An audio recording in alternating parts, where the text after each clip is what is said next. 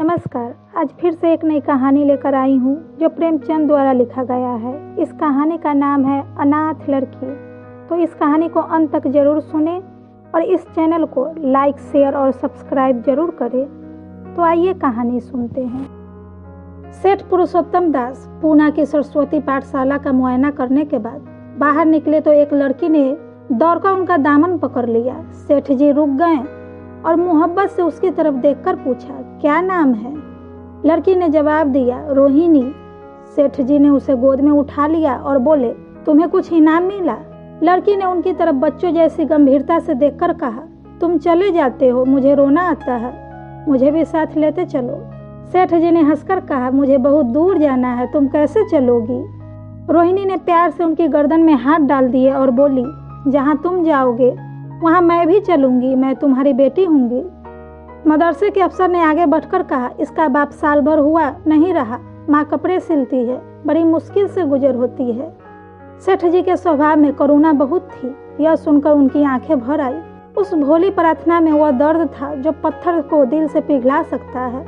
बेकसी और यतीमी को इससे ज्यादा दर्दनाक ढंग से जाहिर करना नामुमकिन था। उन्होंने सोचा, इस नन्हे से दिल में न जाने क्या अरमान होंगे और लड़कियां अपने खिलौने दिखाकर कहती होंगी, यह मेरे बाप ने दिया है। वह अपने बाप के साथ मदरसे आती होंगी, उसके साथ मेला में जाती होंगी और उनकी दिलचस्पियों का जिक्र करती होंगी। यह सब बातें सुन सुनकर इस भोली लड़की को भी ख्वाहिश होती होगी कि मेरे भी बाप होता। माँ की मोहब्बत में गहराई और आत्मिकता होती है जिसे बच्चे समझ नहीं सकते। बाप की मोहब्बत में खुशी और चाव होता है जिसे बच्चे खूब समझते हैं। सेठ जी ने रोहिणी को प्यार से गले लगा लिया और बोले, अच्छा, मैं तुम्हें अपनी बेटी बनाऊंगा, लेकिन खूब जी लगा कर पढ़ना। अब छुट्टी का वक्त आ गया है, मेरे साथ आओ, तुम्हारे घर पहुंचा दूं। यह कहकर उन्होंने रोहिणी को अपने मोटर कार में बिठा लिया। रोहिणी ने बड़े इत्मीनान और गर्व से अपनी सहेलियों की तरफ देखा। उसकी बड़ी बड़ी आंखें खुशी से चमक रही थी और चेहरा चांदनी रात की तरह खिला हुआ था। सेठ जी ने रोहिणी को बाजार की खूब सैर कराई और कुछ उसकी पसंद से और कुछ अपनी पसंद से बहुत सी चीजें खरीदी। यहाँ तक कि रोहिणी बात करते करते कुछ थक सी गई और खामोश हो गई। उसने इतनी चीजें देखी और इतनी बातें सुनी कि उसका जी भर गया। शाम होते होते रोहिणी के घर पहुंचे और मोटर कार से उतरकर रोहिणी को अब कुछ आराम मिला। दरवाजा बंद था। उसकी माँ किसी ग्राहक के घर कपड़े देने गई थी। रोहिणी ने अपने तोहफे का उलटना पुलटना शुरू किया। खूबसूरत रबर के खिलौने, चीनी की गुड़िया जरा दबाने से चू चू करने लगती और रोहिणी को यह प्यारा संगीत सुनकर फूली न समाती थी। रेशमी कपड़े और रंग बिरंगी साड़ियों के कई बंडल थे, लेकिन मखमली बूटों की गुलकारियों ने उसे खूब लुभाया। उसे उन चीजों के पाने की जितनी खुशी थी, उससे ज्यादा उसे अपने सहेलियों को दिखाने की बेचैनी थी। सुंदरी के जूते अच्छे सही, लेकिन उसमें ऐसे फूल कहाँ हैं? ऐसी गुड़िया उसने कभी देखी भी न होगी। इन ख्यालों से उसके दिल में उमंग भर आई और अपनी मोहिनी आवाज में एक गीत गाने लगी। सेठ जी ने दरवाजे पर खड़े इन पवित्र दृश्य का हार्दिक आनंद उठा रहे थे। इतने में रोहिणी की माँ रुक्मिणी कपड़ों की एक पोटली लिए हुए आती दिखाई दी। रोहिणी ने खुशी से पागल होकर एक छलांग भरी और उसके पैरों से लिपट गई। रुक्मिणी का चेहरा पीला था, आंखों में हसरत और बेकसी छिपी हुई थी। गुप्त चिंता का सजीव चित्र मालूम होती थी, जिसके लिए जिंदगी में कोई सहारा नहीं। मगर रोहिणी को जब उसने गोद में उठाकर प्यार से चूमा तो जरा देर के लिए उसकी आंखों में उम्मीद और जिंदगी की झलक दिखाई दी। मुरझाया हुआ फूल खिल गया। बोली, आज तू इतनी देर तक कहाँ रही? मैं तुझे ढूंढने पाठशाला गई थी। रोहिणी ने हुमक कर कहा, मैं मोटर कार पर बैठकर बाजार गई थी, वहाँ से बहुत अच्छी अच्छी चीजें लाई हूँ, वह देखो कौन खड़ा है। माँ ने सेठ जी की तरफ ताका और लजाकर सिर झुका लिया। बरामदे में पहुँचते ही रोहिणी की माँ गोद से उतरकर सेठ जी के पास गई और अपनी माँ को यकीन दिलाने के लिए भोलेपन से बोली, क्यों, तुम मेरे बाप हो ना? सेठ जी ने उसे प्यार करके कहा, हाँ, तुम मेरी बेटी हो। रोहिणी ने उनसे मुंह की तरफ याचना भरी आंखों से देखकर कहा, अब तुम रोज यहीं रहा करोगे? सेठ जी ने उसके बाल सुलझाकर जवाब दिया, मैं यहाँ रहूंगा तो काम कौन करेगा? मैं कभी कभी तुम्हें देखने आया करूंगा, लेकिन वहाँ से तुम्हारे लिए अच्छी अच्छी चीजें भेजूंगा। रोहिणी कुछ उदास सी हो गई। इतने में उसकी माँ ने मकान का दरवाजा खोला और बड़ी फुर्ती से मैले बिछावन और फटे हुए कपड़े समेटकर कोने में डाल दिए कि कहीं सेठ जी की निगाह इन पर न पड़ जाए। यह स्वाभिमान स्त्रियों की खास अपनी चीज है।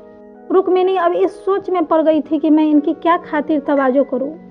उसने सेठ जी का नाम सुना था। उसका पति हमेशा उनकी बड़ाई किया करता था। वह उनकी दया और उदारता की चर्चाएं अनेकों बार सुन चुकी थी। वह उन्हें अपने मन का देवता समझा करती थी। उसे क्या उम्मीद थी कि कभी उसका घर भी उसके कदमों से रोशन होगा। लेकिन आज जब वह शुभ दिन संयोग से आया तो वह इस काबिल भी नहीं कि उन्हें बैठने के लिए एक मोढ़ा दे सके। घर में पान और इलायची भी नहीं। वह अपने आंसुओं को किसी तरह रोक न सकी। आखिर जब अंधेरा हो गया और उसके पास के ठाकुर द्वारे से घंटों और नगारों की आवाज़ आने लगी तो उन्होंने जरा ऊंची आवाज़ में कहा, भाई जी अब मैं जाता हूँ, मुझे अभी यहाँ बहुत काम करना है। मेरी रोहिणी का कोई तकलीफ ना हो। मुझे जब मौका मिलेगा उसे देखने आऊँगा। उसके पालने पोसने का काम मेरा है और मैं उसे बहुत खुशी से पूरा करूँगा। उसके लिए अब तुम कोई फिक्र मत करो। मैंने उसका वजीफा बांध दिया है और यह उसकी पहली किस्त है। यह कहकर उन्होंने अपना खूबसूरत बटुआ निकाला और रुक्मिणी के सामने रख दिया।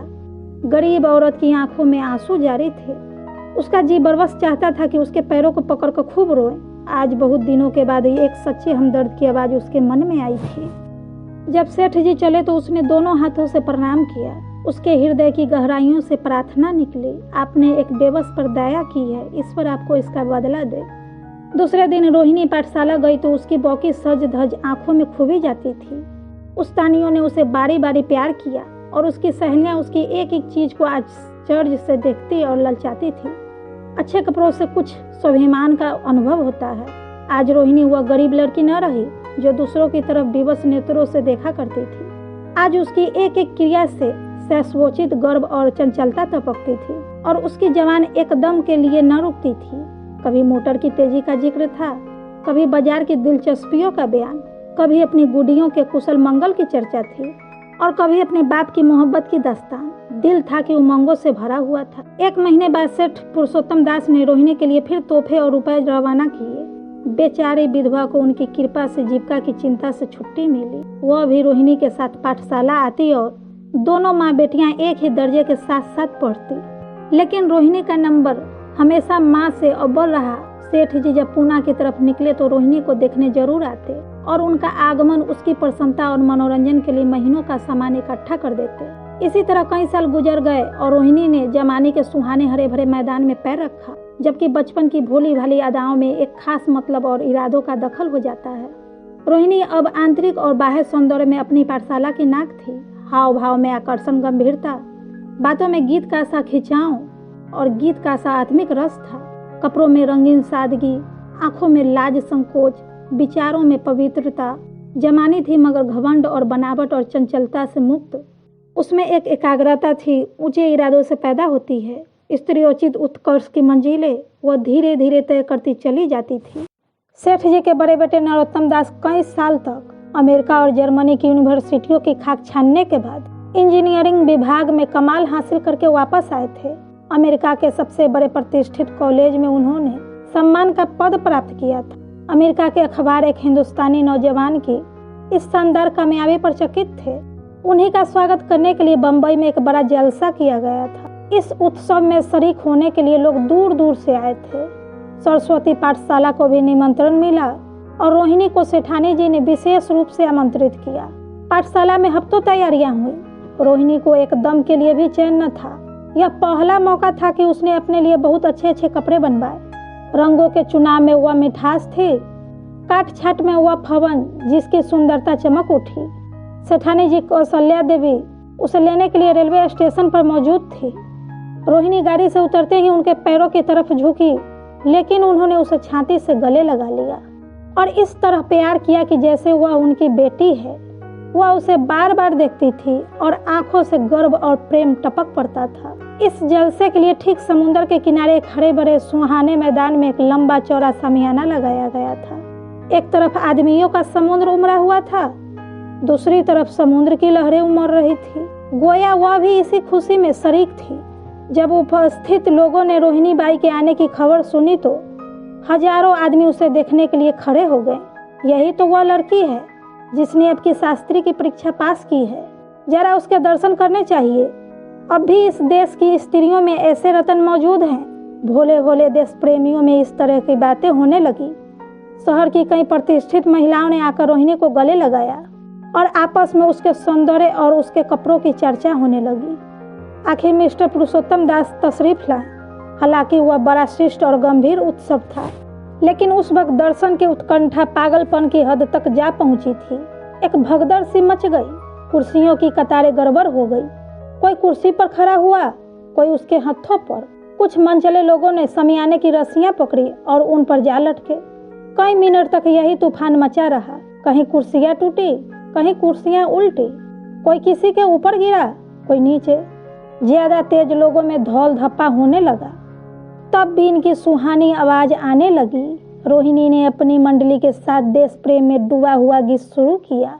सारे उपस्थित लोग बिल्कुल शांत थे और उस समय वह सुशीला राग, उसकी कोमलता और स्वच्छता, उसकी प्रभावशाली मधुरता, उसकी उत्साह भरी वाणी दिलों पर नशा सा पैदा कर रही थी, जिससे प्रेम की लहरें उठती है, जो दिल से बुराइयों को मिटाता है और उससे जिंदगी का हमेशा याद रखने वाली यादगारें पैदा हो जाती हैं।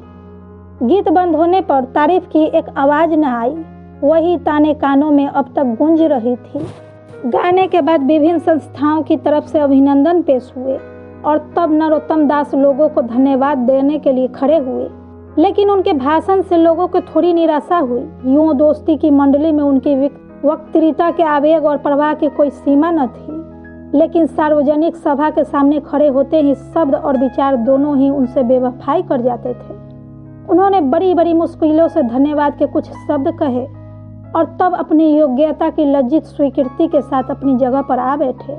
कितने ही लोग उनकी योग्यता पर ज्ञानियों की तरह सिर हिलाने लगे। अब जलसा खत्म होने का वक्त आया। वह रेशमी हार जो सरस्वती पाठशाला की ओर से भेजा गया था, मेज पर रखा हुआ था। उसे हीरो के गले में कौन डाले? प्रेसिडेंट ने महिलाओं की पंक्ति की ओर नजर दौड़ाई। चुनने वाली आंख रोहिणी पर पड़ी और ठहर गई। उसकी छाती धड़कने लगी, लेकिन उत्सव के सभापति के आदेश का पालन आवश्यक था। वह सर झुकाए उस मेज के पास आई और कांपते हुए हाथों से हार को उठा लिया। एक क्षण के लिए दोनों की आंखें मिली और रोहिणी ने नरोत्तम दास के गले में हार डाल दिया। दूसरे दिन सरस्वती पाठशाला के मेहमान विदा हुए, लेकिन कौशल्या देवी ने रोहिणी को न जाने दिया। बोली, अभी तुम्हें देखने से जी नहीं भरा। तुम्हें यहाँ एक हफ्ता रहना होगा। आखिर मैं भी तो तुम्हारी माँ हूँ। एक माँ से इतना प्यार और दूसरी माँ से इतना अलगाव। रोहिणी कुछ जवाब न दे सकी। यह सारा हफ्ता कौशल्या देवी ने उसकी विदाई की तैयारियों में खर्च किया। 7वें दिन उसे विदा करने के लिए स्टेशन तक आई। चलते वक्त उससे गले मिली और बहुत कोशिश करने पर भी आंसुओं को रोक न सकी। नरोत्तम दास भी आए थे। उनका चेहरा उदास था। कौशल्या ने उनकी तरफ सहानुभूतिपूर्ण आंखों से देखकर कहा, मुझे यह तो ख्याल ही नहीं रहा। रोहिणी क्या यहाँ से पूना तक अकेली जाएगी? क्या हर्ज है, तुम ही चले जाओ, शाम को गाड़ी से लौट आना। नरोत्तम दास के चेहरे पर खुशी की लहर दौड़ गई, जो इन शब्दों में न छिप सकी। अच्छा, मैं ही चला जाऊंगा। वह इस फिक्र में थे कि देखे विदाई की बातचीत का मौका भी मिलता है या नहीं। वह खूब जी भरकर अपना दर्द दिल सुनाएंगे और मुमकिन हुआ तो उस लाज संकोच को जो उदासीनता के पर्दे में छिपी हुई है मिटा देंगे। रुक्मिणी को अब रोहिणी की शादी की फिक्र पैदा हुई। पड़ोस की औरतों में इसकी चर्चा होने लगी थी। लड़की इतनी सियानी हो गई है, अब क्या बुढ़ापे में ब्याह होगा? कई जगह से बात आई।